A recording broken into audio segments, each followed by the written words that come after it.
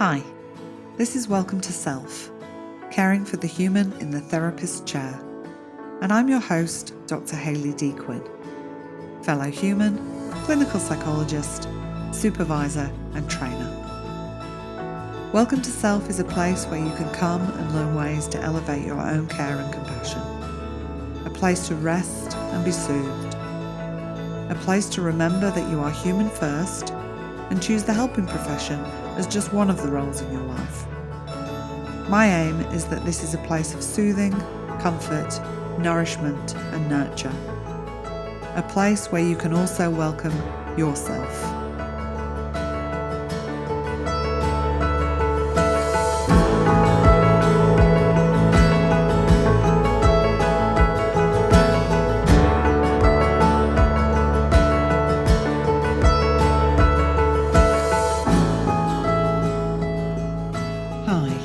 Welcome to another episode.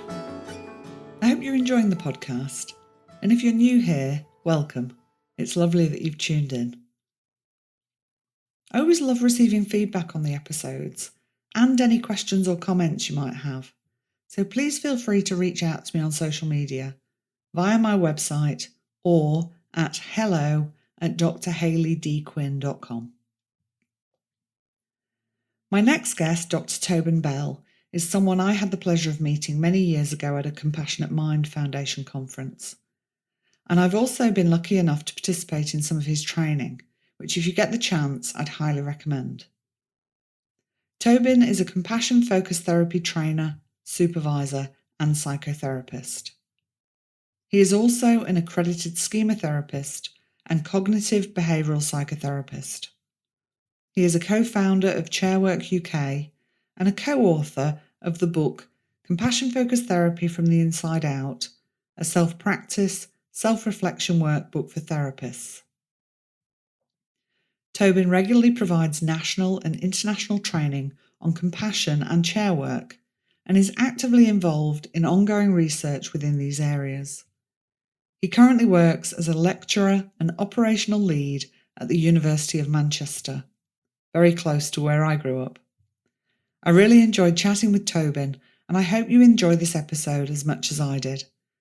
It's my absolute pleasure to welcome Tobyn to Welcome to Self.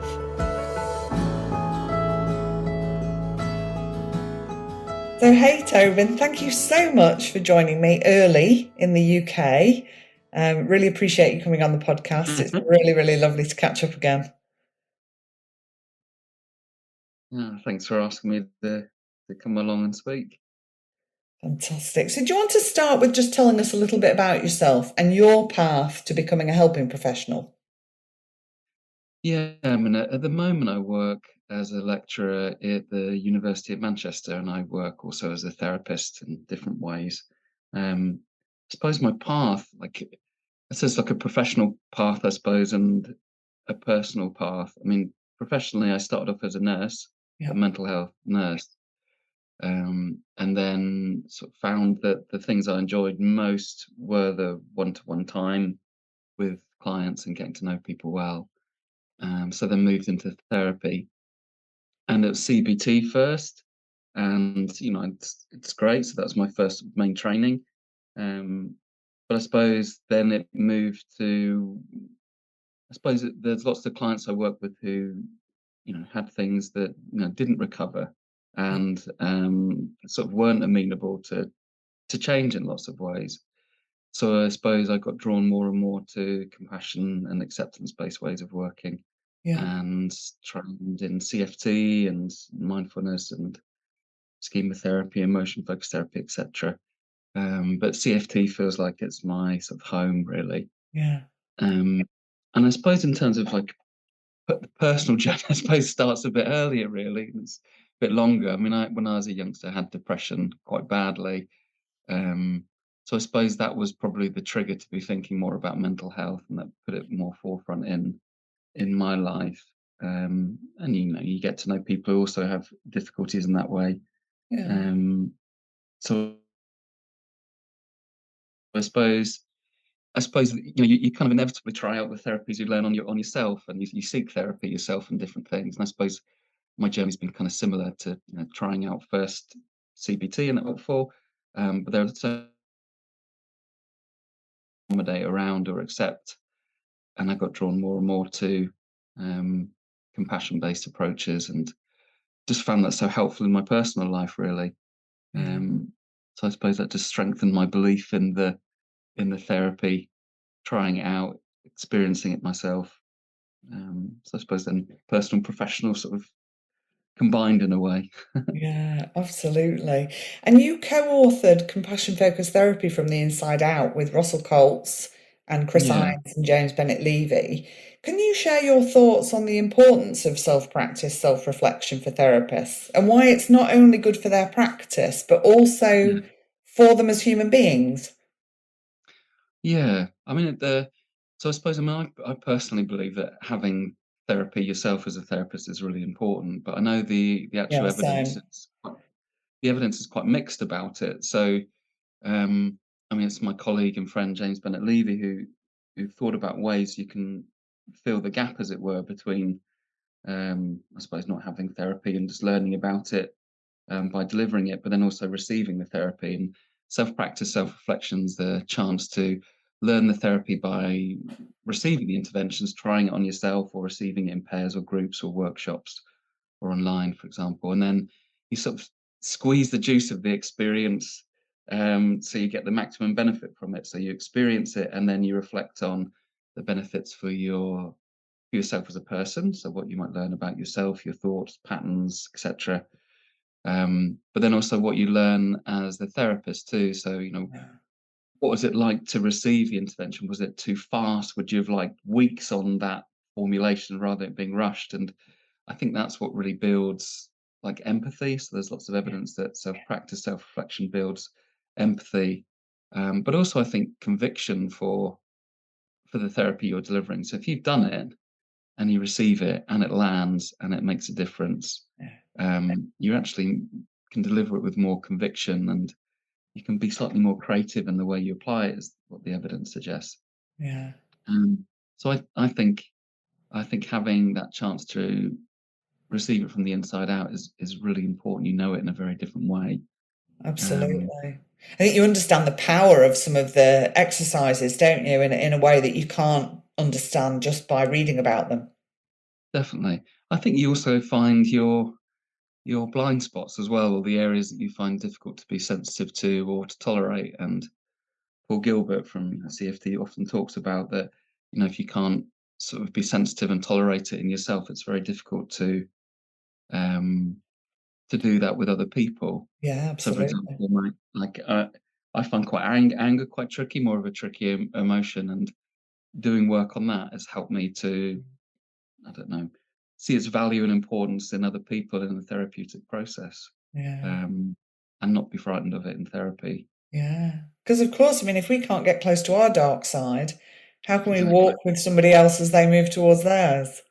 Yeah. And I think it's essentially quite bonding as well, isn't it? If what you see in the other, you recognize in yourself, and it's Yeah, actually something that brings you together rather than others, the other person. yeah, Um, I think that's what I love so much about compassion focused therapy is it's a model of human functioning in distress. There is no other in a way. yeah, Um, so I suppose like that's the nice thing, you learn about being human, um, patterns and processes that aren't disordered but part of being human, and they inevitably apply to yourself as well as other people. yeah, definitely. We're all walking around with these tricky minds, aren't we? Exactly. Yeah. I Well, I think I think for think anybody interested in CFT, the CFT from the Inside Out book is a fantastic one to go through. So thank you for bringing that with your colleagues into the world. You also founded the organisation Chairwork with Matthew Pugh and do a lot of research and work utilising Chairwork. Can you tell us a bit about how that came about and what have been some of your biggest learnings from that? yeah, that's a good question. I mean, I suppose I met Matt at chair work training, um, and I think we were both interested in similar processes and had similar questions about how it works and why it works and things. Um, I suppose, like, from a personal point of view, using it in therapy, it just became something that I started to do without really knowing what I was doing, I suppose, by sort of having just another chair in the room, and Yeah.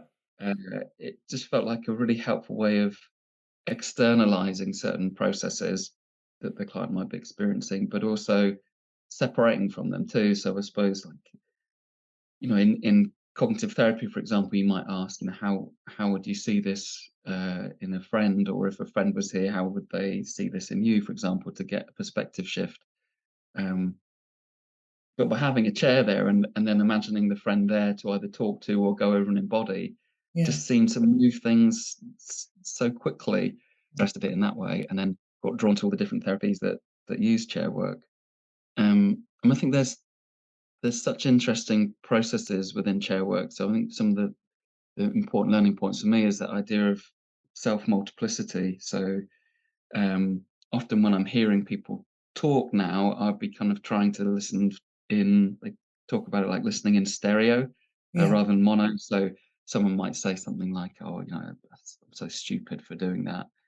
And if you're listening for the dialogue, listening for stereo, you can kind of hear that there is a part of the person that is attacking them and calling them stupid, and Yeah. there's also a part that receives it.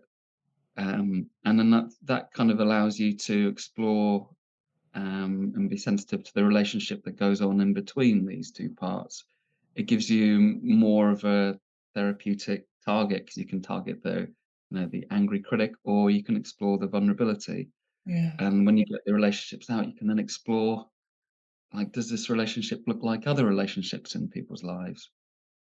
And I think there's something also, particularly using compassion focused therapy, is like separating a part of yourself and personifying it, giving it sort of human form, sort of recruits the care-based skills too. So you can start to see a part of you as being, I don't know, like upset, and you can imagine like gaining eye contact with them, and you imagine their shoulders slumping, and I Yeah. think that allows you to, it facilitates flows of compassion. Yeah. I think self compassion is quite hard because, where do you give it? Like, it's easy to give to you, for example, because I could see you and I can see your facial expression. Yeah. Um, but to yourself, kind of look down and see your toes type thing, it's difficult. So Yeah. I think separation via imagery or chair work allows that. It recruits sort of interpersonal skills, I think, and allows them to Yeah. sort of translate them to your intrapersonal world, really. Yeah, yeah, I love that, and as you were saying that, it's like, and maybe that's where somebody could start though, if it was really tricky, is could you perhaps give self-compassion to your toes? Yeah, but it's hard. It's got no expression to respond to. Yeah, and then start to see these different parts of self, isn't it? And that's not the whole of who you are, that we are Exactly. multiple selves, I and think these different that's a parts of self need our care and nurturance, don't they? Yeah, I think that's a really important point, that you can go and really immerse in these different parts because you've also got a chair for the other part, um, and then you can separate from them, and you can stand up and you can walk about, Yeah, and you get a sense of agency that you can come back and sit in, and then move away. So I think kind of doing some of those exercises for myself as well, you kind of realise the power, yeah, but also how, it's weird. Chair work's weird, so I think you need a really good therapeutic relationship to take that leap and yeah. enter that surplus reality. Yeah. And I think, it can feel weird, can't it? And I think therapists can be hesitant to want to broach this with a client because it can seem weird. Do you have any tips for somebody who's not done that before or has only done a little bit of how they could kind of move into that? Yeah. I mean, I think like with quite a lot of CFT actually, I think it's sometimes talking about, maybe that, say if you're working with a critic, you might say, for example, so if I was working with my critic might be over here, and it might be saying those kind of things, and then I might be receiving it and feeling really, really upset too. So I think with particularly with CFT, I'm more inclined to share just, small aspects of myself, to normalize it and de-shame it, and then you kind of say, well, just what would your critic kind of say, and would it say similar to mine, or to, this is what we typically expect. So I Yeah. suppose it works to de-shame it before you start.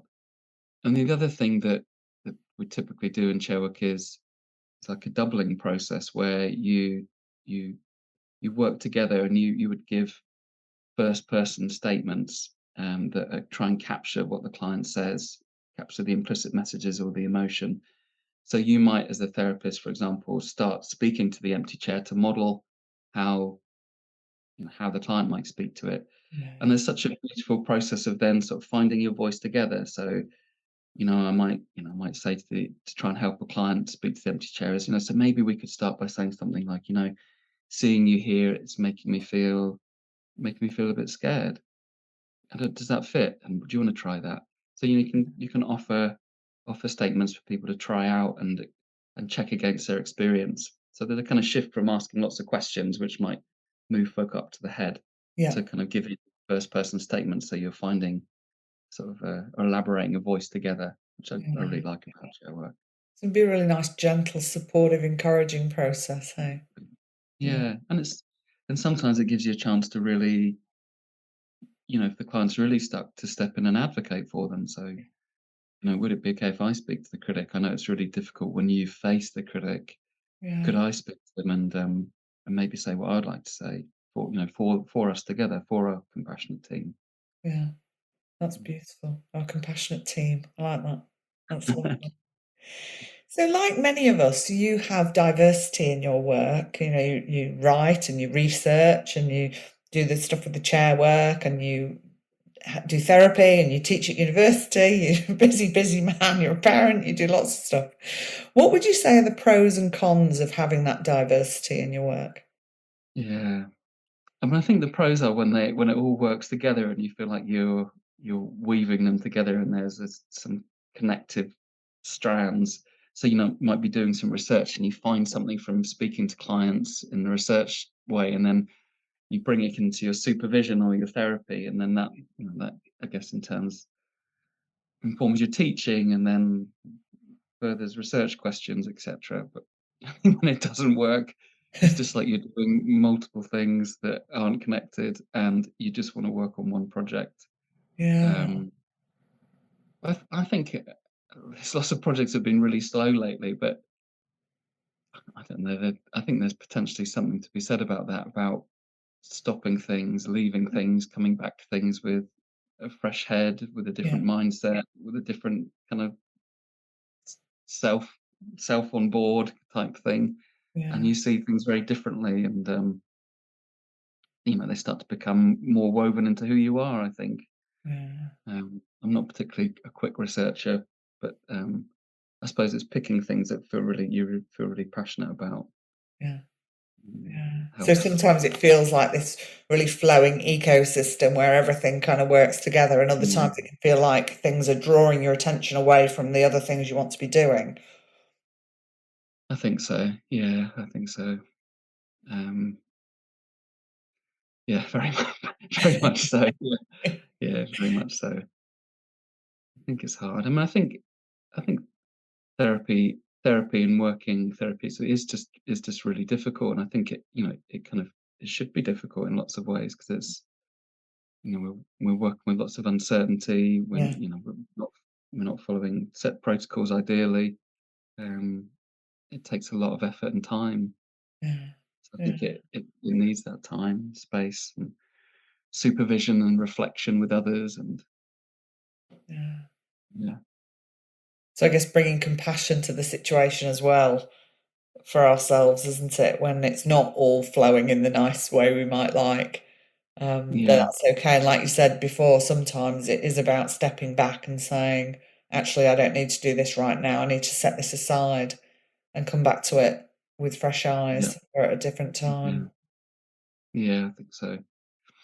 And I think for me, the trusting and using other people has not come particularly easy, but it's been something I really valued more and more. Really, I think that sense of doing all those tasks in a community and with other people Yeah, just makes it so much easier in so many different ways, yeah, sustaining you, yeah, encouraging you, sharing ideas, like sharing energy when somebody's flagging. I think yeah, research, for example, and then that space to reflect with multiple people. I have quite a few different supervisors now, and I love just hearing different ways of seeing the same clinical problem. And for me, that that's not a problem. That's great. It just sort of enriches the process, gives lots of options, Yeah. and I find helps me think creatively and flexibly.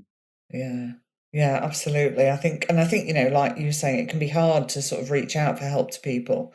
For many people, that can be difficult. But I think when you can, it really does change things, doesn't it? It really does make a Yeah, difference in what we definitely. do and what we can do, and what we choose to do.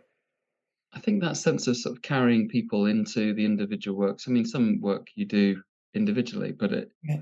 I suppose from the idea from Chairwork is that lots of the voices become internalized and they become either resources or like sources of conflict. But the idea of almost entering therapy with a client, but actually you feel like you have a compassionate team around you. You have Yeah. folk there who you can take things to. And we did some research. It's just a small bit of research that I'd like to continue of building a internal compassionate supervisor. Yeah. Um, so there's the idea from like Patrick Casement of this internal supervisor you take things to, from psychodynamic work. But I thought, could we train up somebody to have a compassionate internal supervisor? And we did some sort of imagery practices for trainee clinicians. And I suppose it was that idea really that they can take the problems to a resource in their own mind that's built Yeah. up, and that can be used. And they said it, that the research showed it was people were able to use it after session to manage fears and concerns, but they're also able to sort of use it in session just to sometimes it was something this supervisor in their head might reflect or share with them, or but it was more just a sense of like somebody being with them, somebody's supportive, Yeah. this felt sense of encouraging presence, I think, Yeah. allowed them to do the work they wanted to do. I remember doing a wonderful training around that with you in Lismore, I believe it was, Yeah, that was when you wonderful. came out, or pre-COVID, that time that we had. Early days. Yeah, fantastic. Fantastic. So Mm. you're currently completing a PhD? Or you've Yeah. finished? Yeah, you're Survivors next week, actually. Yeah. Oh, that's so exciting. Wow. And I mean, that's no small feat, especially when you're also working and parenting. So I'm curious because there are a number of people who are in the helping professions that are studying or doing extra things on top of work. How do you take care of yourself during this process? And what do you find are your biggest challenges with that? Yeah. Yeah. At first, I was like, not very well, but I think that's not quite true. No. Um, I mean, I think it's just difficult, and I think it's. I mean, I suppose it's not trying for it to not be difficult. I mean, the process of doing anything whilst doing the important job of parenting Yeah. is difficult. And I think that I think I found that the most difficult part because it was a part-time PhD that lasted many years, and actually it's older than my son is. Um, but I think that the bit of like having small amounts of time to pick up the project and it then taking a while to get into, and Yeah. then being only able to do a small piece of work, feels really defeating. I suppose it in terms of like past depression and things like part of depression, I suppose, is that sense of sort of defeat Mm. that you can experience when you're trying to do something, that pulling back and shutting down. So it was, I suppose, it's a really helpful piece of work and part of the process is to learn how to, you might try and pick up a task, and it's sort of tolerating and working with, knowing that you can only do a small amount, and knowing that you're going to feel it's not enough Yeah. but still doing it, and I think I mean, that's been quite an important personal process, I think, because it's really difficult, and part of you thinks, "Oh, F this, I'm not gonna do this anymore because it's not gonna get any done. I'm only gonna do about half an hour, and it's not worth the pain it causes," but that would involve basically giving up on it. Yeah. So it's finding that navigating that route through it really, I think has been hard but important. Yeah. I think the other things probably I found helpful are like using the body to work with problems as much as the mind, really. So using sort of soothing practices, Yeah.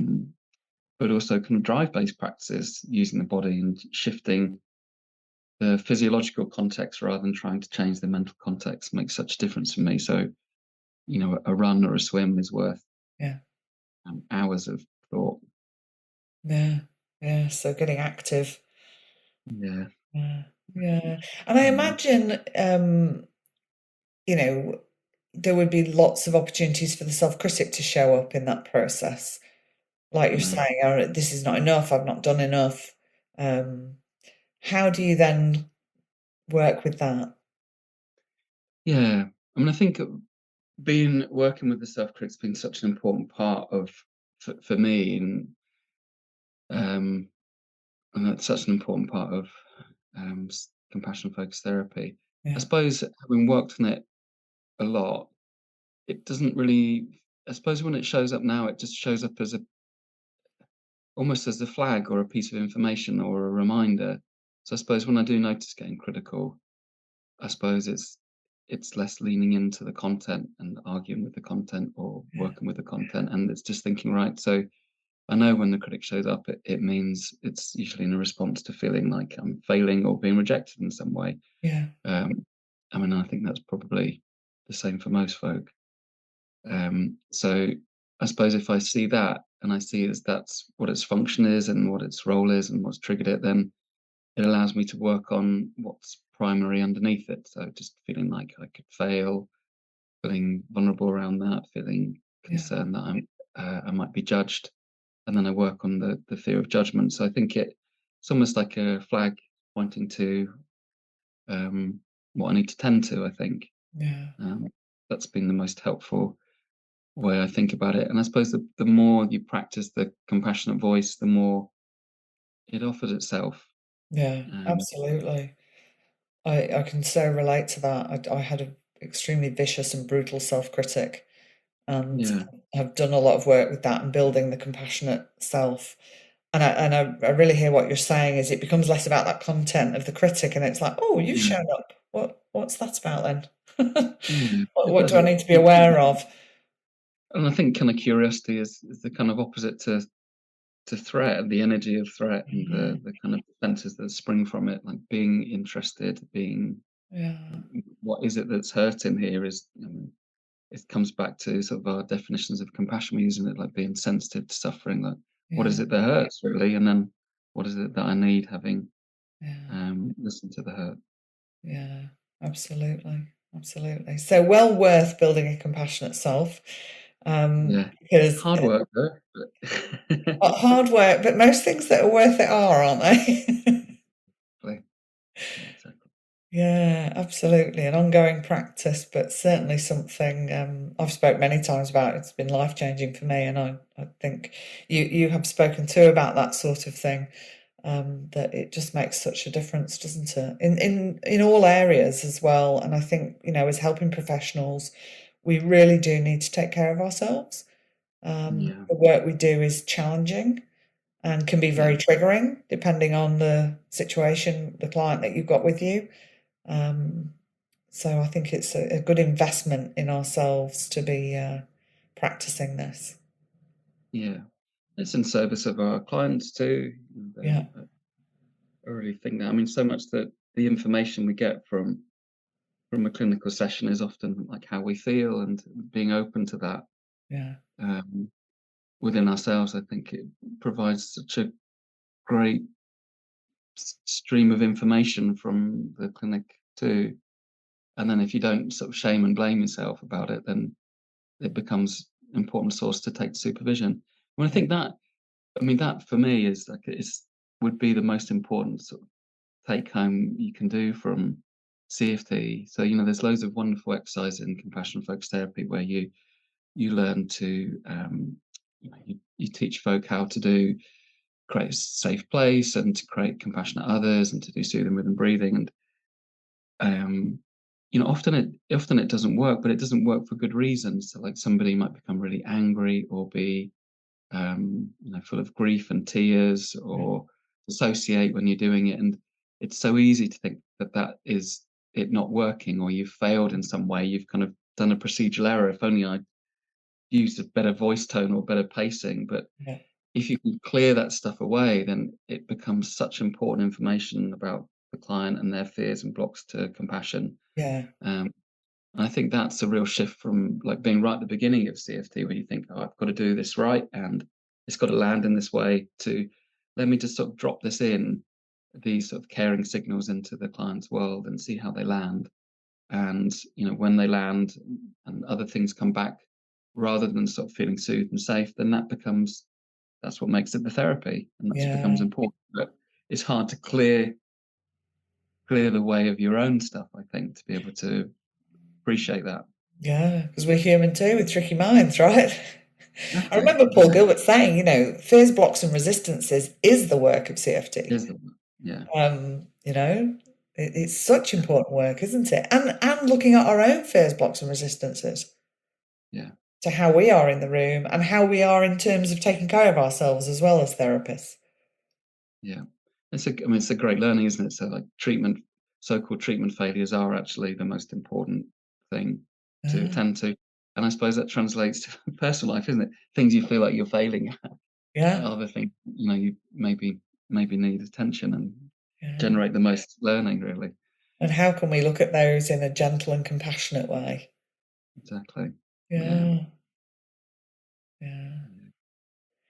So, what would be, and I know it can be hard to distill it down to one piece, but what would be one piece of advice that you would share with our listeners? Yeah, I think probably what we've just talked about, I think, is if you do it. So, for example, I work more in compassion focused work, but that when things aren't going well, it's so easy to fall back on self-shaming and blaming.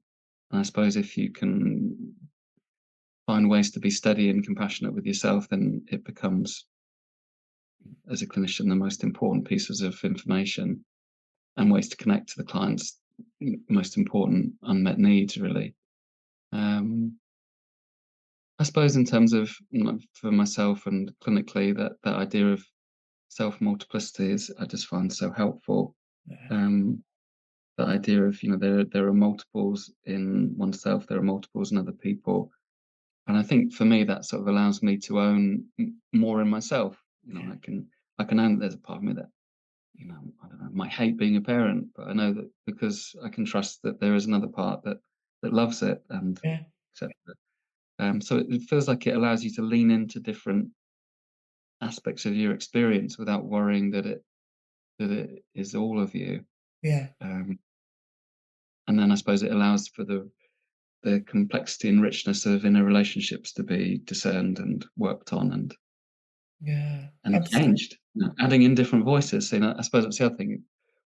In CFT, we're adding in, we're creating, we're maybe not adding in, but we're reconnecting to or cultivating a voice that maybe hasn't been very strong or Yeah. dominant in people's lives. And so I suppose that idea of we have multiples, but we can bring in new voices and we can start changing relationships within ourselves, and that supports outside relationships from my Yeah. experience. Absolutely. I think it's a beautiful vehicle to changing the relationship with yourself. That's certainly been my experience in life. And I think you touched on before that, when we know we've got this part that um, we may struggle with, if you just kind of thought, this part of me that doesn't enjoy being a parent is the whole of me, then you probably Yeah. get quite self-critical and perhaps shaming of yourself. Mm, But because you can trust there's this other part of you that loves being a parent, you're able to go toward that part of you that doesn't exactly. love parenting and actually meet the needs of that part of you. That part of you might need to have time away from your darling child Mhm. and go and do some stuff that you'd enjoy doing for yourself. But if we can't go close to those parts of ourselves, we can't truly take care of ourselves because there's needs that we're actually ignoring. Yeah. Yeah. That's kind of my understanding of it too. I think that's one of the most helpful things with Chairwork and CFT is that, all these patterns and voices or parts or what have you, they do have value, they do have function, Yeah, they are worth listening to. And I think with some therapies, you know, typically would, have a problematic voice and then try to reduce it. But I think Yeah. there's so much value in giving it more space and allowing it to speak and Yeah. to elaborate, and actually then we get to understand where that comes from and what it's trying to do and seeing what it needs, like you said.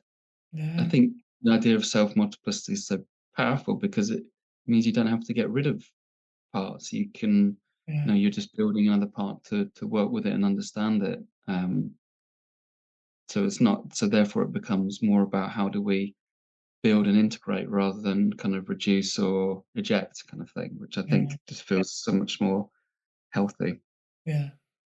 And it Absolutely. works like, but that kind of idea of doing that, I suppose, works on an external way too. I mean, that's how it, ideally social groups should work, shouldn't it? Well, Yeah. rather than try and reduce and eject, we should appreciate difference and Yeah. work together. So I think it's a lovely, those lessons you learn for internal life are kind of great lessons for external life. And I think in terms of compassion, that the idea of it being inner and outer, multiple flows Yeah. is a real gift, I think. Yeah. I think that's a really beautiful point. We if we can look at society like that and be more inclusive, not wanting not just wanting to get rid of the people that don't fit for us, but actually seeing them as they are with the strengths that they have, and how can we all actually be together, and that as well for us internally. Let's not Absolutely. try and get rid of the parts we don't like, but see why they're there and understand them and meet the needs they might have. And Definitely. So Paul, what did Paul, as it Paul, I can't remember, or Dan Siegel said that, that idea of we're not trying to build a smoothie, like it's a fruit salad yeah, with all the fruit bits, and salad. then Yeah, yeah, kind of respecting these parts are, they're kind of strong patterns or forms in themselves. We don't have to cut down their edges and make everything similar and the yeah. same. Actually, it's about how do we? Because I guess you can't. You No, can't get rid of anger. You can't get rid of the tough parts of being human. So I no. suppose it's how do you work with them? Yeah, so it becomes futile and exhausting, right? Whereas if True. we can be more compassionate and go, okay, well, how can I work with this part of myself? It's just an easier journey in the end. It is. Yeah, it is. But it kind of feels counterintuitive, doesn't it? Like Yeah, turning towards something that's difficult and finding its worth and place and value.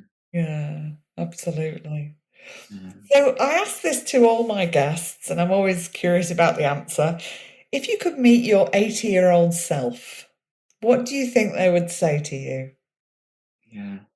It's really weird because I never thought I'd make it past particular ages. So like I Yeah, never thought I'd get to 30 and 40, and then it, 80 seems such a way. Um, yeah, I think I'm not sure everybody has that when they reach a certain sort of middle age. I suppose I'm already sort of appreciating that certain aspects of life are finite, and particularly like the body and what I'm able to do. So I think um, that capacity to really enjoy and um, maximize this sort of stage of life, really, where yeah, I can do the things that I'd like, which it'll be.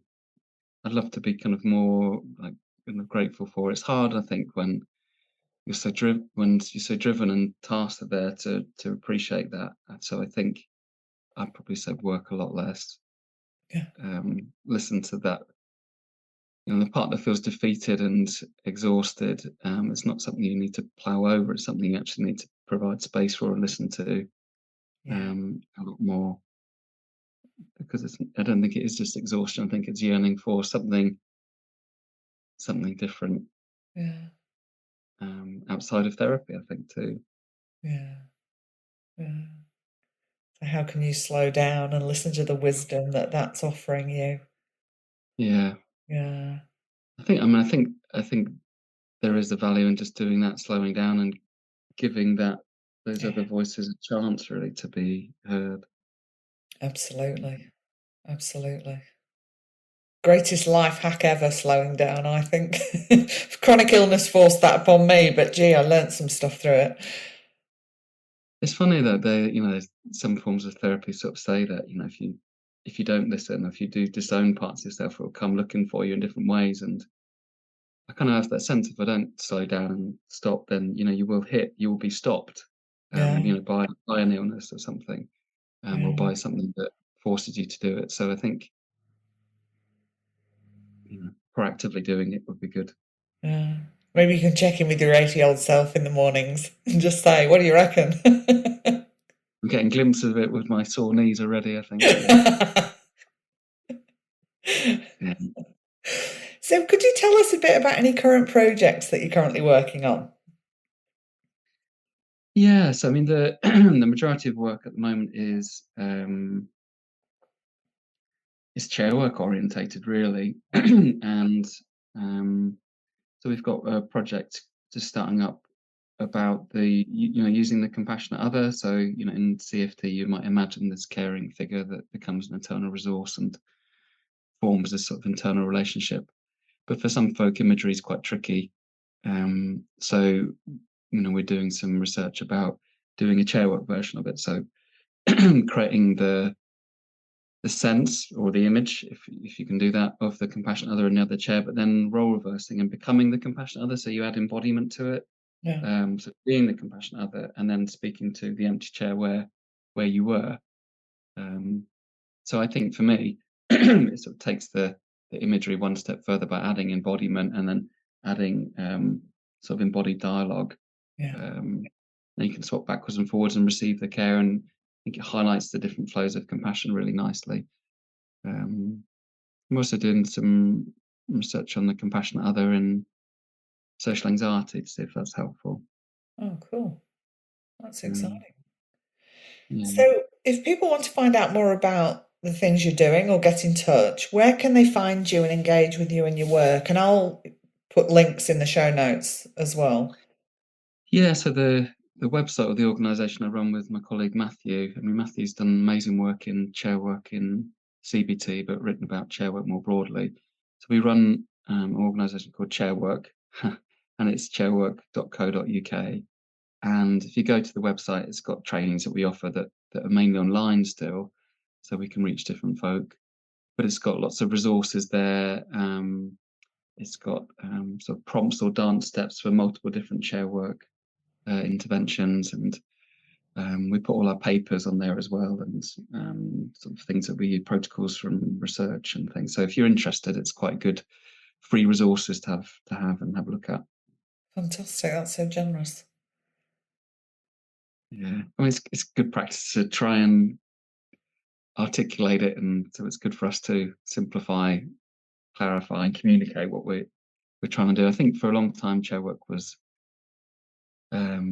like quite like a mystique around it. It's this powerful thing that you do, and like magic sort of happens. It's theatrical and things. So, I mean, that is still true. I think it's very spontaneity and creativity, but I think there are some fundamental principles and processes that actually provide a little structure for people to then let go and really try. So yeah. Fantastic. Well, I'll put links to everything in the show notes. It's been an absolute pleasure chatting with you, and I look forward to catching up with you at the conference in Edinburgh. Yeah. And thanks so much for coming on the podcast. Lovely to speak to you. Thank you. Thank you for sharing this time with me today. I hope your time here was helpful and supportive. If there has been something in this episode that you have found helpful, I invite you to share it with another person you think might benefit. I'd also love it if you'd like to leave a review wherever you tune in. Reviews really help to increase awareness of podcasts, meaning I can spread helpful information more widely. All reviews are welcome and much appreciated, as I know they take time out of your day. Music and editing by Nissa Ray. Thanks, Nissa. I wish you all well in your relationship with yourself, and may you go well and go gently.